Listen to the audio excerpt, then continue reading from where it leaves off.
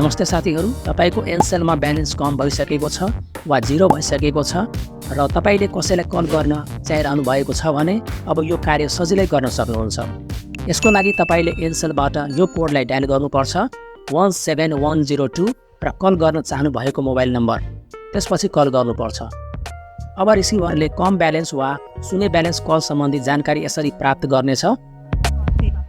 सम्पर्क गर्न खोजिरहेको छ। यस कलको शुल्क तपाईको ब्यालेन्सबाट काटिनेछ। कल स्वीकार गर्न 1, अस्वीकार गर्न 2 थिच्नुहोस् वा अन्य कुनै नम्बर थिच्नुहोस्।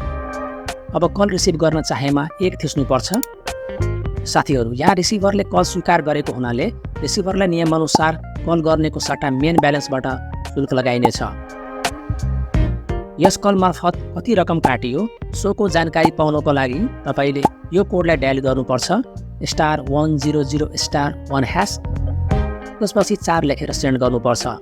त्यसपछि एसएमएस द्वारा जानकारी प्राप्त हुनेछ। उक्त कल गर्दा यहाँ देखाइ बमोजिमले रकम काटिएको देखियो। साथीहरू, यदि तपाईको नम्बरमा पर्याप्त ब्यालेन्स छ भने जिरो ब्यालेन्स कल गर्दा तपाईले यस्तो जानकारी सुनिनेछ। यो सेवा कम ब्यालेन्स भएको अवस्थामा मात्र उपयोग गर्न सकिनेछ। हाल तपाईको नम्बरमा पर्याप्त ब्यालेन्स छ। यस्तो साथीहरू, एनसेल जिरो ब्यालेन्स कल गर्दा कुनै पनि अतिरिक्त सेवा शुल्क लागेको देखिँदैन। तपाईले यो कल दिनमा 4 पटक प्रयोग गर्न सक्नुहुन्छ। यदि रिसिभरसँग पर्याप्त ब्यालेन्स छैन भने त्यो कल सफल हुन सक्दैन।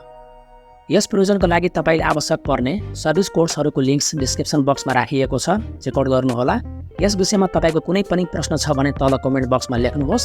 यो भिडियो इन्फर्मेटिभ लागेको छ भने लाइक र सेयर गर्नुहोस्। यस्तै किसिमको नयाँ भिडियो जानकारी पाउनको लागि मेरो च्यानललाई सब्स्क्राइब गरी नजिकै रहेको नोटिफिकेसन बेललाई अलमा पनि दबाउनुहोस्। मेरो च्यानललाई फेसबुक तथा इन्स्टाग्राममा पनि फलो गर्नुहोस्। आजलाई बिदा दिनुहोस्। हवस् त, धन्यवाद।